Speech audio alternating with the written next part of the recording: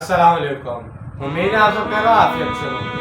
आप सबको जुम्मा मुबारक। तो आइए आज की आयतें शुरू करते हैं। बिस्मिल्लाहिर्रहमानिर्रहीम। बदिउस समावाति वल अर्द अन्ना यकूनु लहु वलदुन व लम तकुन लहु साहिबा व खलqa कुल्ल शैइन व हुवा बिकुल्लि शैइन अलीम। शुरू अल्लाह के नाम से जो बड़ा मेहरबान निहायत रहम करने वाला है। वो अदम से वजूद में लाने वाला है। आसमानों और ज़मीन को इसके औलाद कैसे हो सकती है जबकि इसकी कोई बीवी नहीं। और इसने तो हर शय को पैदा किया है और वो हर चीज़ का इल्म रखता है। ये लफ्ज़ बदी सूरह बकरा में भी आ चुका है। यह अल्लाह ताला का सफ़ाती नाम है और इसके मायने हैं अदम महज से किसी चीज़ की तख्लीक करने वाला। अल्लाह ताला की औलाद बताने वाले ये भी नहीं सोचते कि जब इसकी कोई शरीक हयात ही नहीं है तो औलाद कैसे होगी। दरअसल कायनात और इसके अंदर हर चीज़ का ताल्लुक़ अल्लाह के साथ सिर्फ ये है कि वो एक खालिक है और बाकी सब मखलूक हैं।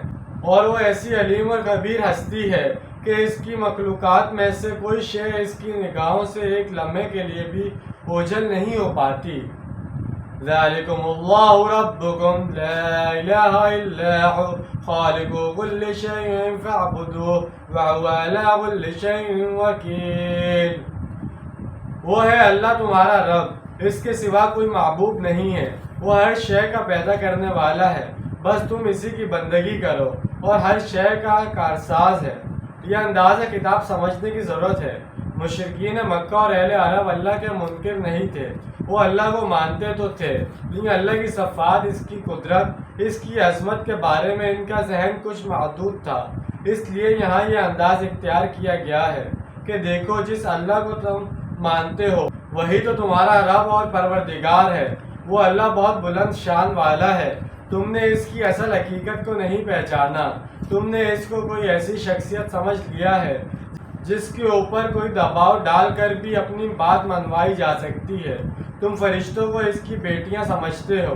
तुम्हारे ख्याल में ये जिसकी सिफारिश करेंगे इसको बख्श दिया जाएगा। इस तरह तुमने अल्लाह को भी अपने ऊपर ही कियास कर लिया है कि जिस तरह तुम अपनी बेटी की बात रद्द नहीं करते, इसी तरह तुम समझते हो कि अल्लाह भी फरिश्तों की बात नहीं टालेगा। अल्लाह ताला की हकीकी कुदरत, इसकी अज़मत और इसका वराओ वरा होना, इसका बिकुल्लि शैइन अलीम होना, इसका अला कुल्लि शैइन कदीर होना, इसका हर जगह पर हर वक्त मौजूद होना, इसकी ऐसी सिफ़ात है जिनका तसव्वुर तुम लोग नहीं कर पा रहे।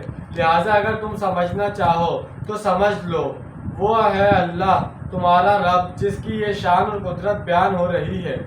इसके सिवा कोई तुम्हारे लिए कारसाज नहीं, खुद इसका हुक्म है।